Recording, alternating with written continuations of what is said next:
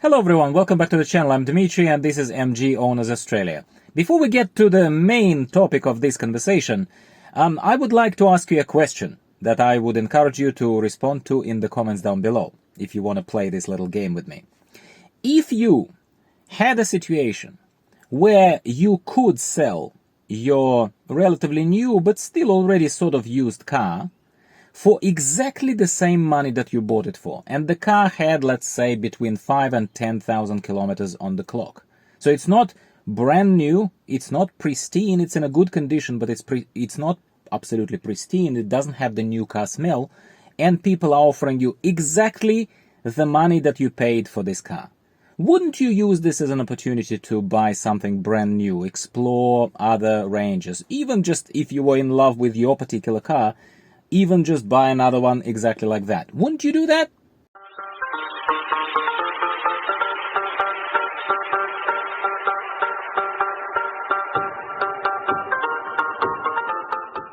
Welcome to the channel, my friends. It's obviously a loaded question. Yes, it is a loaded question, and I'll drive straight to it. I am in that situation. I am in a situation where the market in Australia, at the very least at the end of 2022, is crazy. And by market, I mean automotive market of used cars. Because of the short supply of the vehicles, one could hustle a little bit, I suppose, and find a buyer, private buyer, for their car, as long as the car is in a decent condition, and as long as you negotiated up front, as long as you brought the original dealer price, original price of the new vehicle down up front a little bit, that's the trick, you can pretty much return your money. You can pretty much return your money. On top of that, before you say, oh my god, Dimitri, you sold another car. Yes, I have, and that's why you subscribe to me, hopefully, because it's entertaining for you, and you're like, oh my god, that dude is a rebel. I am. I'd like to think that. So what happened is, I had my LDV D90, right? And in my LDV D90, I needed it because I had a use case that was an emerging use case, and I thought basically that we will need to take care of the parents-in-law. And I thought that parents-in-law and extended family are going to be a regular type of thing for me to help transport. Let's call it, put it simply.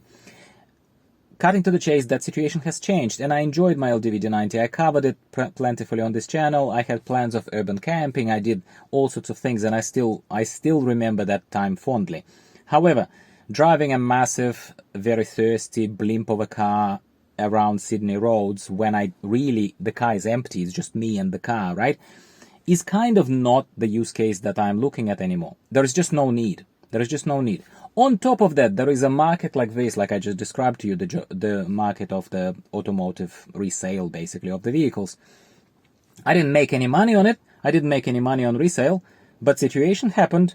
One needs to make a call very, very quickly in that situation because the buyers come and go, as you can imagine.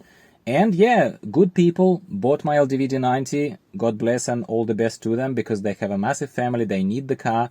They got it cheaply. They got it relatively cheaply because, you know, I sold it cheaper than what they advertised for right now. The car had 7,000 kilometers on the clock. It's not brand new, but it's in a very, very good condition. And they know what they're buying. They needed the car. They got it from me. And I have my money back, so I feel pretty good about it, yeah?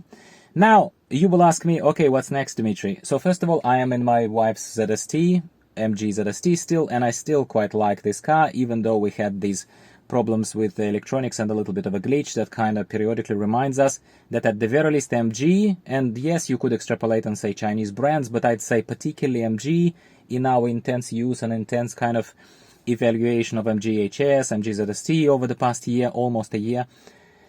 Yeah, electronics seems particularly glitchy in MG. I haven't even had these glitches in LDV. Mind you, in LDV, infotainment system simply sucked outright out of the box, but there were no glitches. There were no problems. Anyway, I'm looking at what am I gonna get for this kind of money. And my situation is, and my deal with myself, so to speak, is that I don't want to put, well, substantial money towards the new car purchase. I returned my money and I want to spend kind of the same money plus maybe $1,000 and buy something brand new, new experience, new content for the channel, new insights. Life is moving on, right? And that's a bit philosophical, but life is moving on. We need to have fun.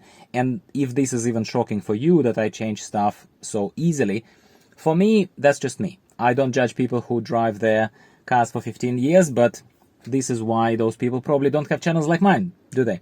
So in this particular case, I realistically looked at what can I get for that money, for $35,000, $36,000, let's say, roughly, that I would like, that would be me. That's something that would be me. Well, as you know me, and let's just summarize this, and maybe, why am I saying this to you? Well, first of all, I'm checking in with my audience, and second of all, maybe my logic will resonate with you and you make similar decisions. So maybe I help guide someone through the thinking process. Who knows? Give me a like if it does. I am an SUV driver. I'm an SUV and a four-wheel driver. Not four-wheel driver in terms of I need to go off-road, but I love sitting higher, and the higher the better. Ideal scenario for me is a Jeep, and by Jeep I mean Jeep Wrangler, because there are no other Jeeps in the world as far as I'm concerned. But Jeep is too expensive for my budget. For your budget it might be okay, and it might not be a consideration. For me, $50,000+ is a little bit too much somehow psychologically to let it just sit there for half a week at least, not even moving by your house, wherever it's parked.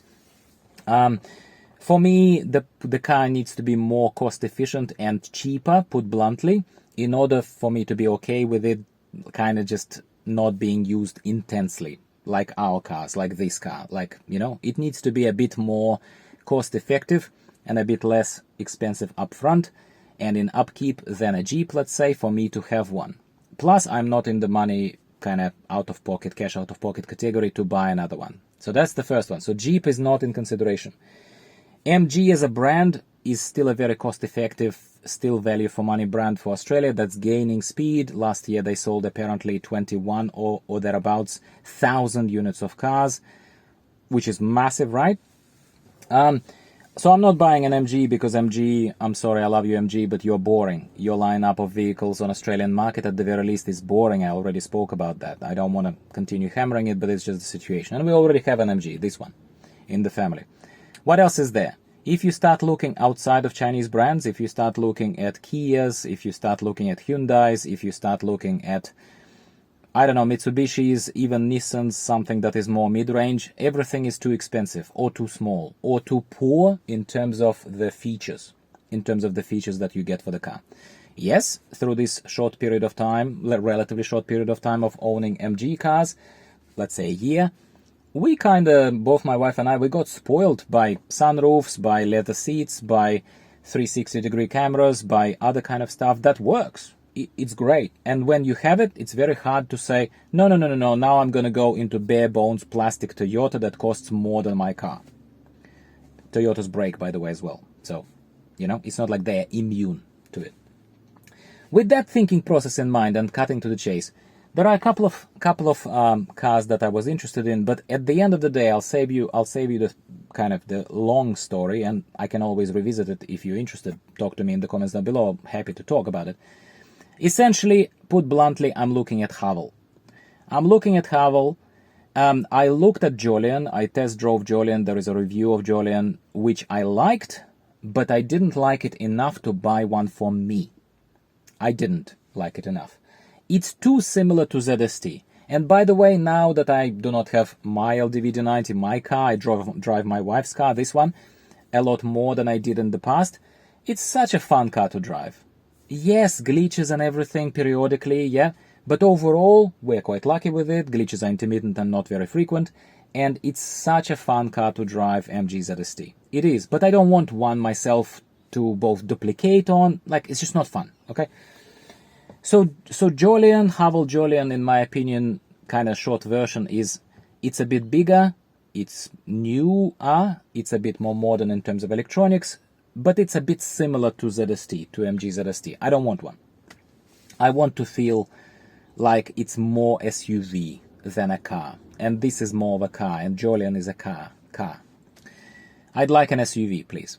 And that brings me to the good old choice of Haval H6. Haval H6 I have reviewed a while ago. I was just ranting on and comparing it to MG HS, and I did what I could, but it wasn't particularly specific. It was more about a rant of a person who talks about things he likes and talks about things he doesn't like. I don't want to repeat myself. A lot of that impression still stands as far as I'm concerned with Haval H6. But I've driven now different other cars. I looked at what one can get in that price category, right? And I still think that having found out more about Haval and H6, how it's been the most popular car in SUV, mid-size SUV market in China for the past like something ridiculous like 8 or 9 years. That tells you something, right? I've test driven a Haval H6 recently, again, to kind of just get myself into the frame of mind. I didn't review it, but I've test driven it again and took a closer look at elements of it, at other things that I know annoy me here, annoyed me in HS.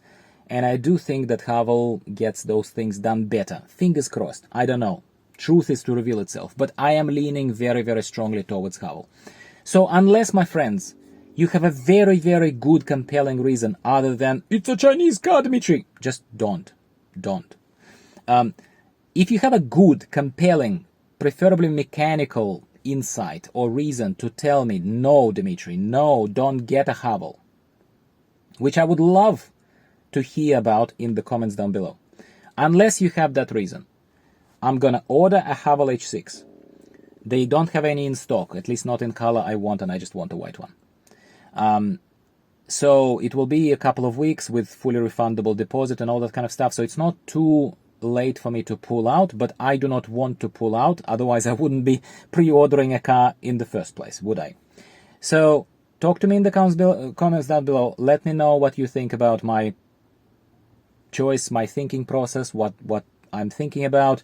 Maybe I'm not considering something that you think I should consider. Again, an insight into Australian market probably would help you if you're overseas especially. It's very hard. I welcome always comments from my friends in UK, let's say, and other places, but you kind of don't know this local market. That's the only shortfall. But you would potentially know of the cars, so please, talk to me.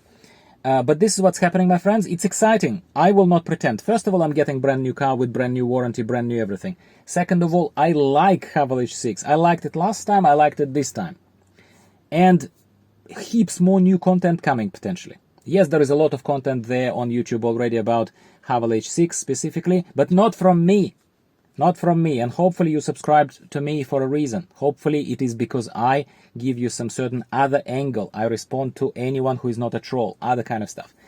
So please give me a like. A little bit of support is always welcome. We don't have to agree on my choice, which is why I'm welcoming your opinion. I'm not going to say that I'm going to do what you tell me, but I will definitely listen to you if you have something constructive to say. Exciting times, my friends. Thanks very much for tuning in. Maybe next time you'll hear from me already from a new Haval H6, but I don't think so because it will be another 3-ish weeks for delivery, probably not sooner than that. So we'll speak about something else, possibly Haval unrelated, maybe related, who knows, we will see. Talk to you soon. Thanks for tuning in again. Bye for now.